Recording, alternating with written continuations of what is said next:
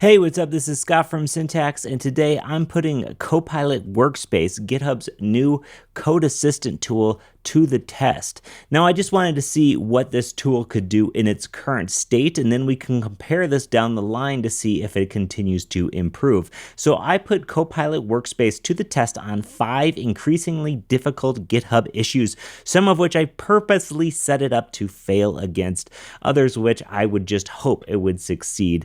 And we're going to walk through them together and see how well Copilot does. And through that process, we're going to get a chance to check out the interface and see what's really, really neat about this exciting upcoming tool. So let's get going on this thing. I just got access to GitHub's latest project, Copilot Workspace. That's right, it's not Copilot Workspaces, GitHub Workspaces, or GitHub Workspace. It is Copilot Workspace, as their FAQ lets you know. But this thing is, as it says, a Copilot native dev environment.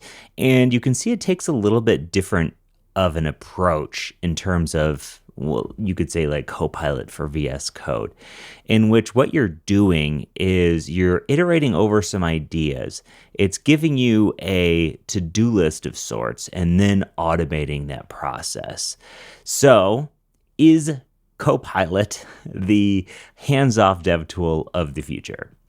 Well, I'm going to be putting it to the test. I have not used this yet, and I'm interested to see exactly what this does for the first time.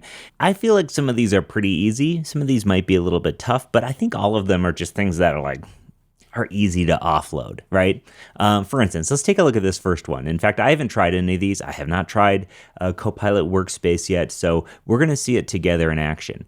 So add custom instructions for GitHub Copilot. Now, when I wrote this issue, I wrote it very specifically so that it could potentially feed off some of these instructions for its task.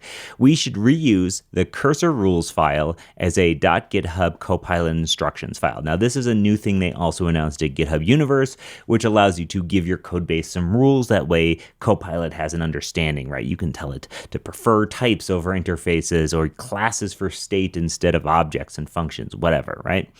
So I have this Open in Workspace button down here. This is going to be interesting. I'm going to click Open in Workspace, and we're going to see what happens together. So this opens this up, and first thing it does is it tries to brainstorm. And the first thing I do is get an error. Could not, no space left on device. That's not a good start, Copilot, but it does seem to be continuing to do its thing. So, is the cursor rules file reused as GitHub instructions? At first, it says no, the file is not reused. The cursor rules exist in the repository with specific instructions. There is no file named Copilot instructions. So, you can see the AI is sort of working through what is going on here. This is the current behavior. The .github directory contains files like testing, but no Copilot. Okay, let's collapse this. Proposed solutions. Yes, the cursor rules file is now reused as GitHub Copilot instructions. The content of cursor rules has been copied, and a new file named GitHub Copilot instructions. The cursor rules file remains unchanged. Let's see if it did it, because that's the proposed solution. I'm sorry. So first it describes what the status of the repo in context of the issue. Then it's going to propose a solution. So I believe the next thing we do is we select Generate Plan. It's green. It's a green button. I'm going to take that in. Okay. So it gave me a plan. Add a section about the GitHub Copilot instructions to the README. Mention the new file in the README. Do I need that? I'm going to be honest. I don't think I need that, and I don't really think I want that. So if I uncheck this, does that remove it from the plan, or do I have to say remove from plan? To be safe, I'm going to click remove from plan. I don't need it, right? But I'm glad it gave me the choice before it did. Let's implement selected files and click. Oh, I see. If I left it unchecked, when I click implement selected files, it wouldn't implement it, but it would keep it as an option. That way I could implement it later. But I don't even want it to do that, right? See you later. All right, let's go ahead and implement this thing. And oh man.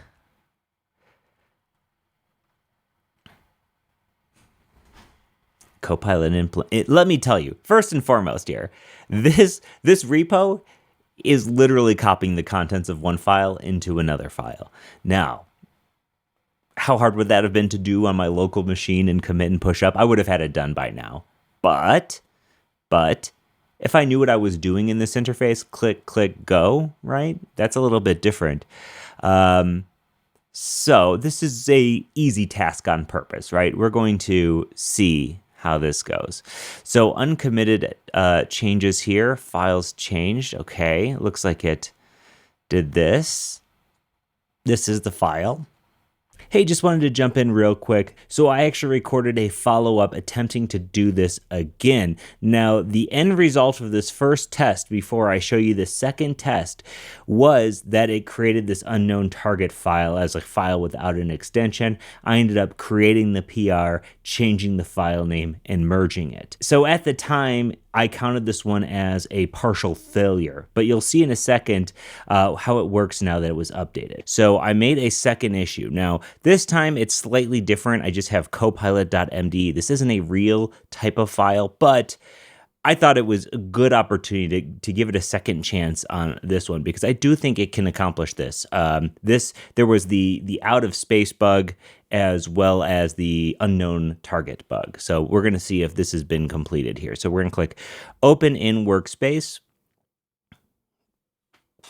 get blasted, and I'm going to bump up the interface here, make it easy to see. You can see it's analyzing the issue. No more out of space bug. Okay, cool.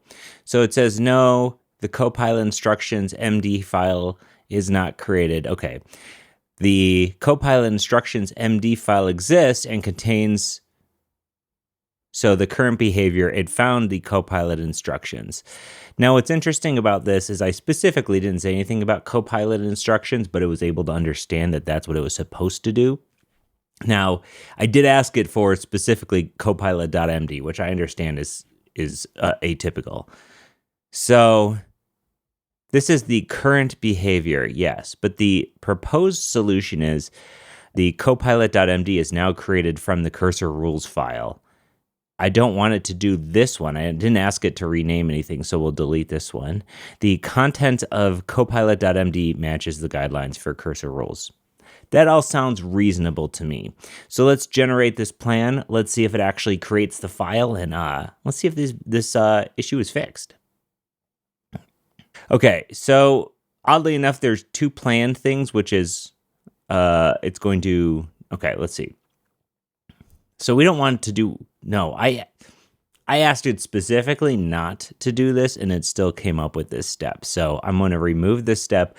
That's an annoyance, but again, it's AI. You're going to want to baby this thing anyways. I'm going to remove any sort of updating to the README. I don't need that. All I did was ask it to copy the cursor rules file, the contents of it. Add a comment at the top indicating that the file is generated. Yeah, I guess so. I'm asking, okay, we'll click implement. I'm concerned that this is just going to add a comment to the top of this file. There's nothing in here explicitly that states that it should copy the contents of cursor rules. But we'll see, because that's given what the plan is overall. Okay, cool. So it looks like one, this file is generated from a cursor rules. You are an expert. No more unknown target. It did create this file correctly. That's one thing that it did, and the cursor rules, I guess it's also adding a comment to the top of this, I guess. I'm going to click create pull request on this anyways. From robot, do not merge. Okay. So what can I say? It fixed the unknown target issue. It fixed the out of space issue. And if I open this in GitHub here, we head to our PR. It did in fact change two files. It added that this file is used to generate. I didn't really want it to do this. It's okay. I'm not merging this. Also added this one. Cool. I didn't need the comment at the top, but hey, it's fine. So the good news is it actually fixed the problems it was having before with creating a file. So I would give this one a success now. It worked. Was it as smooth as could be? I mean, this is still an early product. Okay, that's one down. Okay, close the issue. Now, this next one very well may be a little bit harder of a task. Remove Ben from the About page. Now, Ben Vinegar, huge mentor for the Syntax team. He's been at Sentry for a long time. He has decided to move on from Sentry after being there for so long. Either way, we love Ben. And, but he's not on the team anymore. I got to remove him from the website. So I do say it's too soon, but we're going to have a robot unceremoniously remove you from the website, Ben. So open in Workspace. Let's see what happens here. Okay, remove Ben from About page. So the instructions I feel like are funny. Like I included some funny stuff in here that hopefully it ignores. But then I added some actual information like Ben Vinegar, so his full name is on the /about and is no longer on the team and should be removed. So once again, we're getting these error generating plans, no space left on device, which is interesting that this error keeps popping up. So the current behavior, no Ben Vinegar, is listed on /about page. That's actually not true. So I can edit this and I can say Ben Vinegar is listed on the About page. The Petwood found the right route. Okay, so this is actually really interesting because this is a SvelteKit site using Svelte 5. By all intents, yeah, SvelteKit, their stuff surrounds. Svelte 5 is still a little new that I wasn't sure if it would be. I guess it's SvelteKit. Either way, it was able to deduce that we have a SvelteKit site and that the /about page would in fact be located at this path. Good start. Includes Ben Vinegar in the hosts object. I'm going to confirm that that's correct because I don't know if it's a hosts object or not.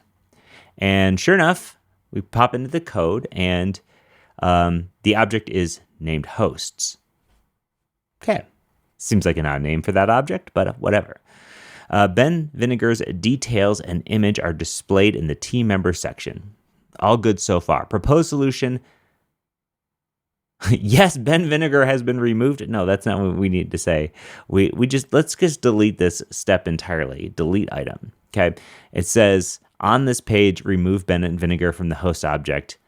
Remove the team member section for Ben Vinegar. Is that a thing? Let's check this file. The team member selection or section. Team member. I mean, it should just be a loop. Oh, you know what? I couldn't tell you why this wasn't done as a loop here and that these are all done individually, but I'll tell you what, there's a reason for it, and because of that, I'm not going to touch it. So this thing is correct. So the proposed solution looks correct. Let's click Generate Plan. Let's see it in action here. Okay, cool. So it's now generated as a plan. Remove Ben from the host object. Remove the team member, Ben from the team member section for Benjamin. Interesting that it was able to pull Ben and Benjamin. Okay, let's implement this and let's see what happens. I'm interested because the last one had to create a file. This one simply has to modify a file. And I feel like it's going to be a little bit better at just modifying this file.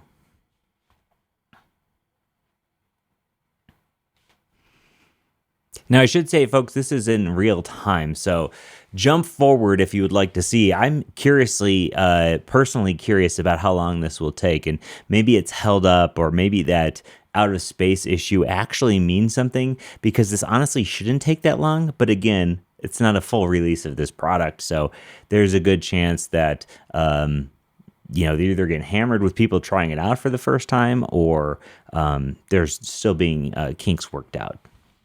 Let's check this out. I think this is great.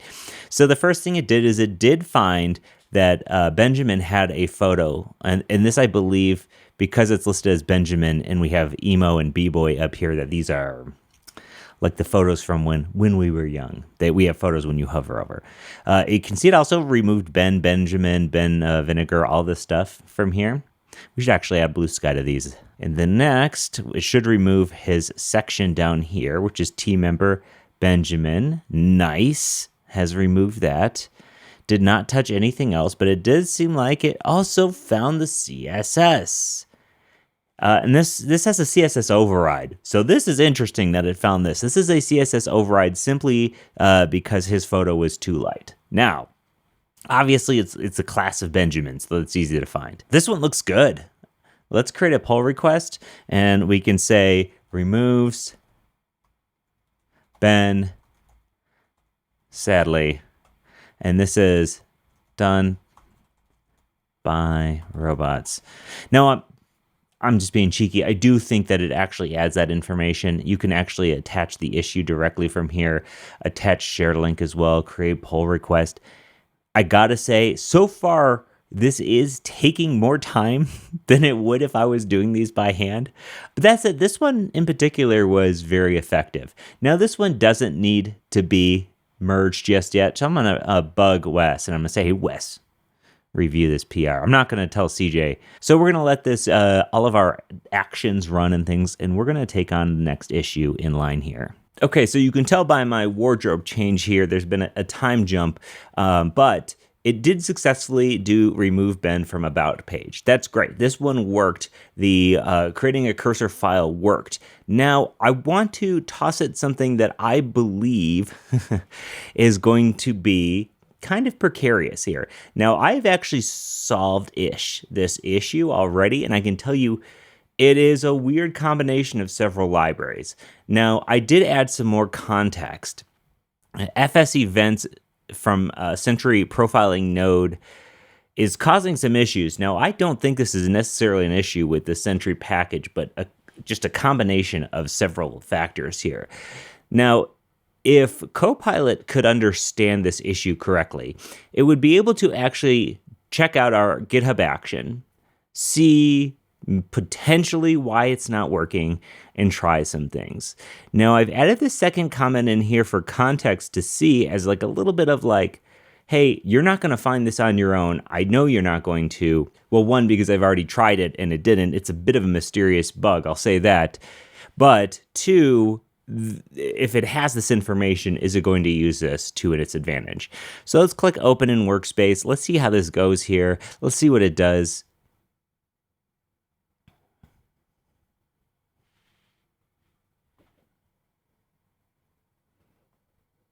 Okay, much faster getting started this time. I wonder if it's because it's already analyzed our code base.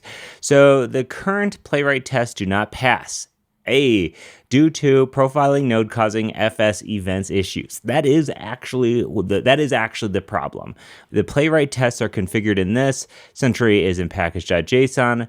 The Vite includes in the SSR external and ESBuild configurations. Ooh. The issue with FS events is mentioned in the issue comments indicating it affects. This is a little bit that I didn't pick up because if we're being entirely honest, I did not know that the profiling node package actually was in our SSR external, which could be one of the reasons why this issue is happening. So, but I think we need it in there for some reason. We'll see. So now for the proposed solution. It says remove Sentry profiling node from package.json, updated to remove from SSR external configurations. Now, what I'm curious about is maybe we just straight up need to remove it from here and that would just work. Because it says it's going to remove it from our package.json, but it does not mention removing it from our code base. Now, again, this is just a proposed solution and like a starting point. And if I wanted to actually have this definitely working, I can add an item saying remove profiling node from the actual code base. But I don't necessarily want it to do that because I don't think that the package itself is the issue. Okay, so yes, playwright tests. Update to remove that from the config. Let's go.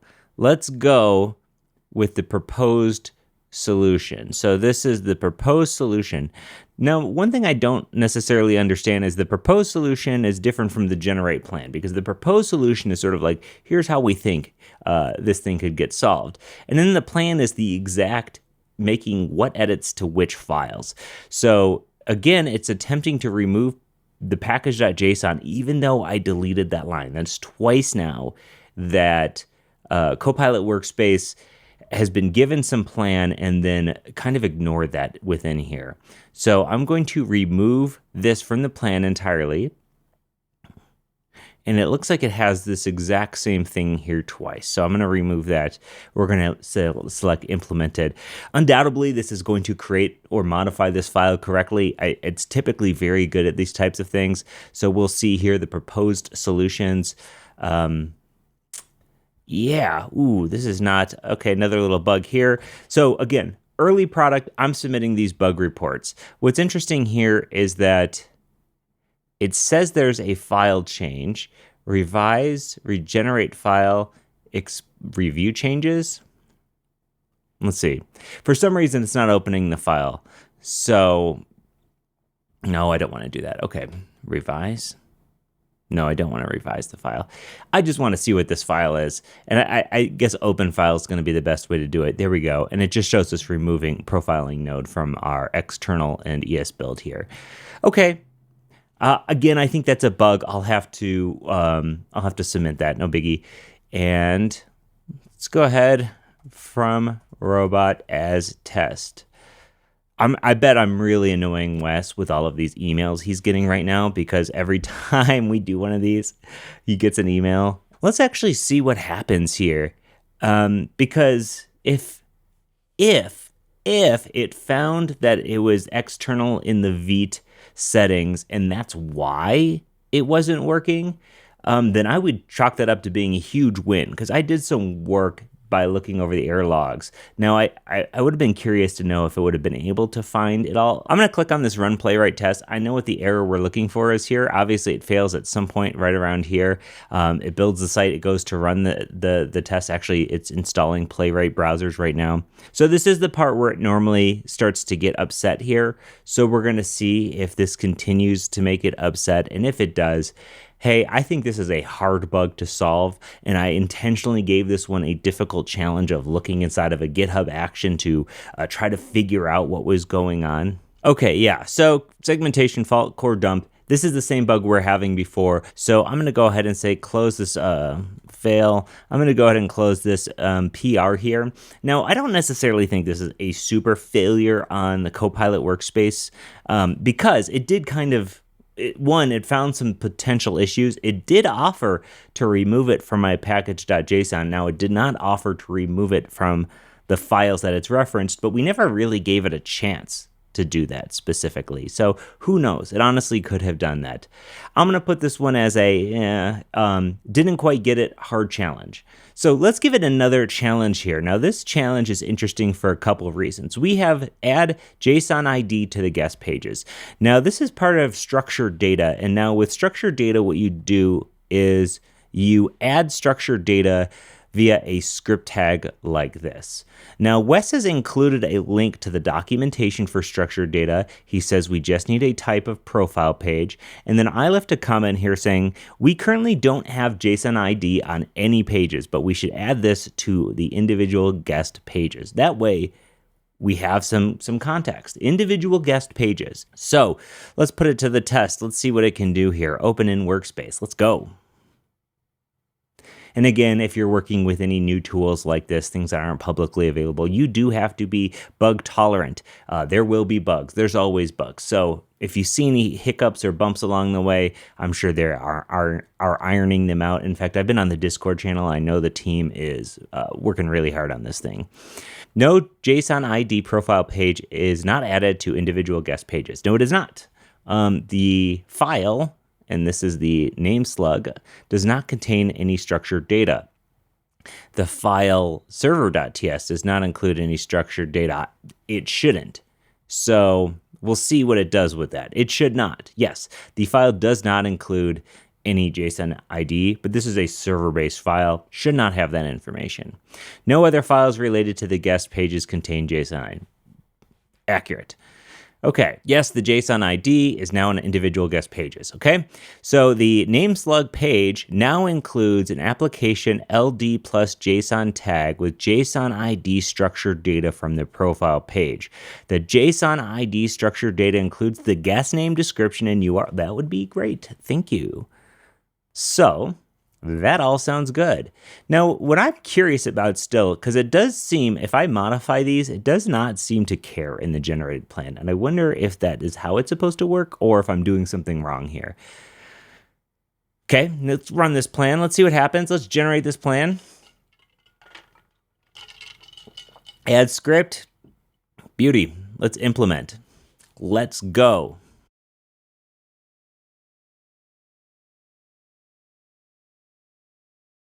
Now, there is a bit of a hiccup in this that I'm interested in to see if this picks up on. We're in a Svelte file. Svelte files are a single file component, and a typical script tag in a Svelte file is just your Svelte script. That's for component stuff, right? But if you want a script to load on the page as if it were just straight up JavaScript, you would use the Svelte meta tag to add a meta tag that is a script tag, or at least I think so. We'll see what this outputs and then I'll confirm that. Either way, what you don't have necessarily is two script blocks.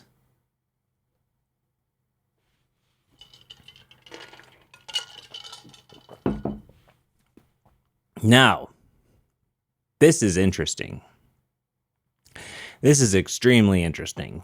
I don't know what any of this stuff is. What? Oh boy. I'm going to have to ask this to revise this. Yeah. I do wonder if this was a React file, would it be having these issues? Because one, Svelte is less widely used. But that's hilarious. All right, classic AI issues. I'm going to click straight up regenerate file. It got lost. It got lost along the way. And since this stuff is non-deterministic, I think giving a second try is appropriate. There we go. I said Svelte meta. What I meant was Svelte head, which is a way you can add a script tag to the head. Yeah. So let's check out what this is doing. Now, what's interesting here, besides the fact that it actually did it correctly, it did do it correctly, I should say. And let me pop open cursor for this page. Now, this is the same file, and you'll notice that it just removed everything from the current file. Please insert into the existing file. And once again, it did fail to do that. So I'm this close to saying that this one is a failure. So what I should do is about a couple weeks from now, maybe try to redo these same PRs or very similar ones to see if it's able to handle these changes.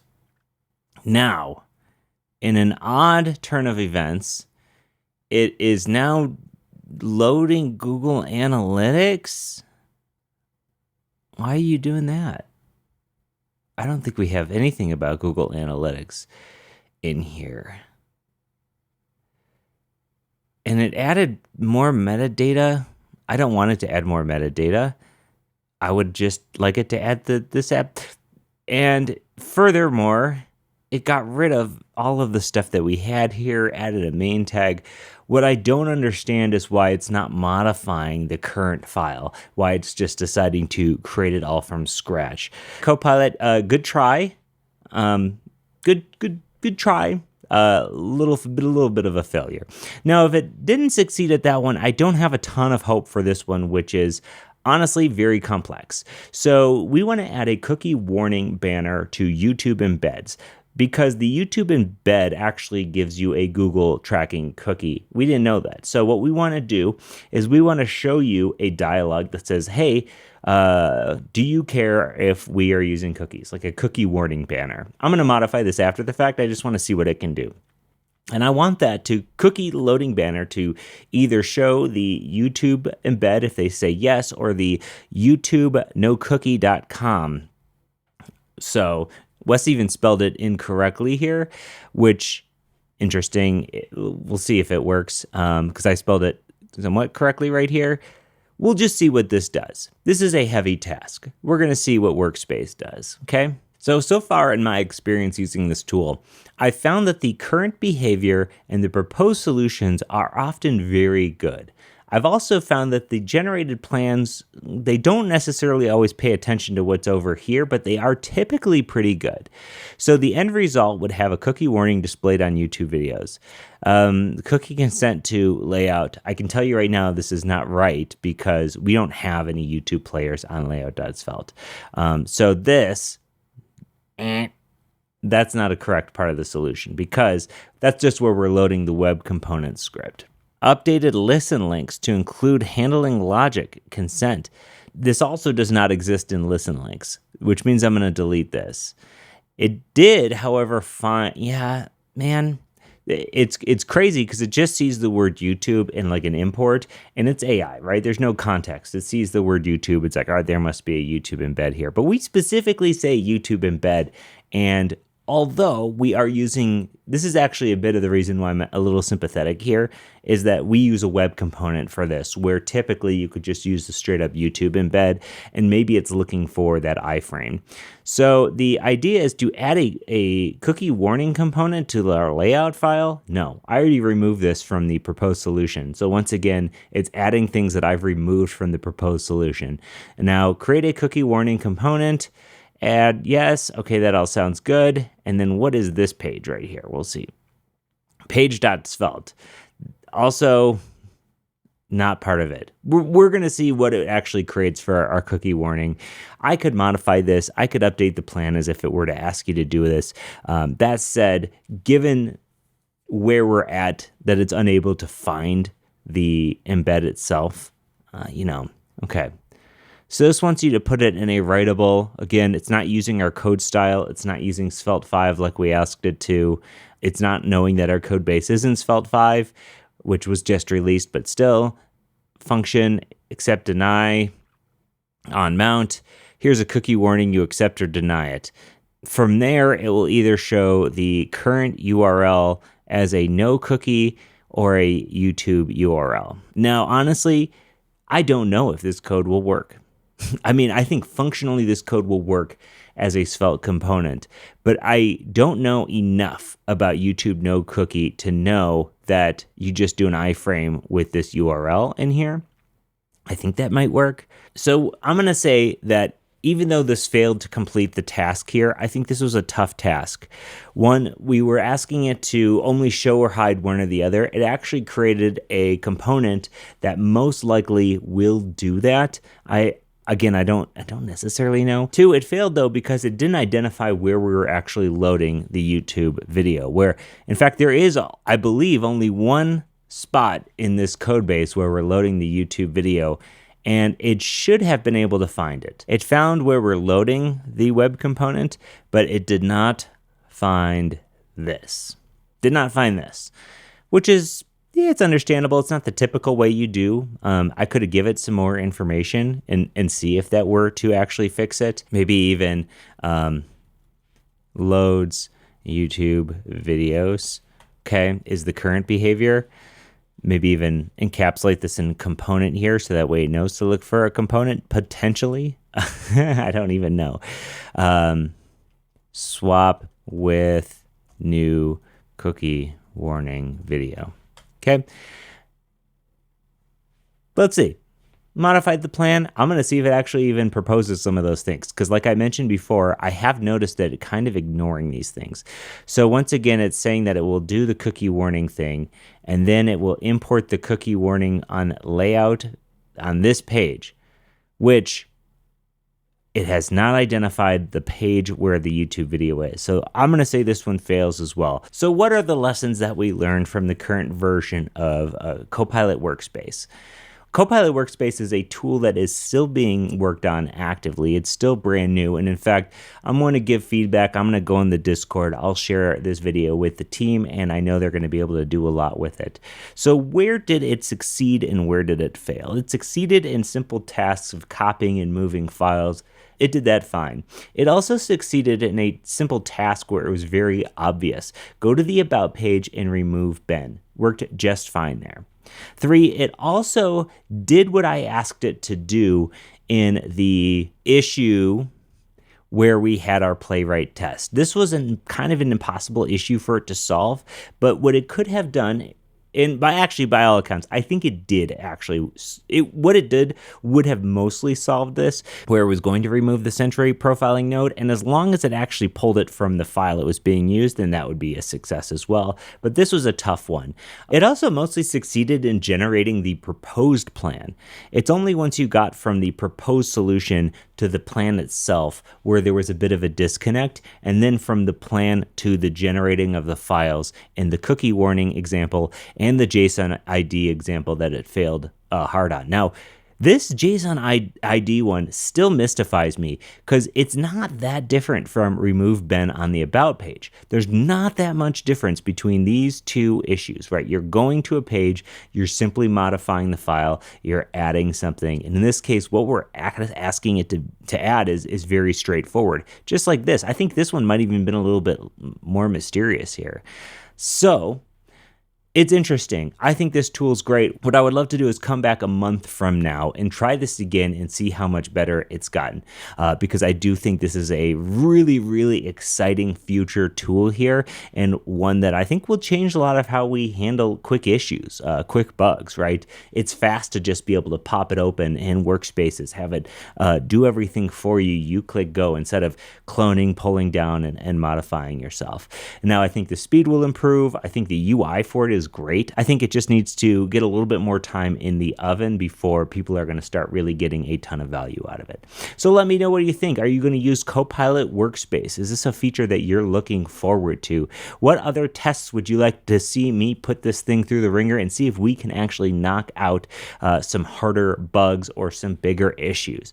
If you have issues on the syntax site that you would love to see solved by Copilot Workspace, make an issue for it, and then we can try to do it together. As always, this is Scott with Syntax. Peace.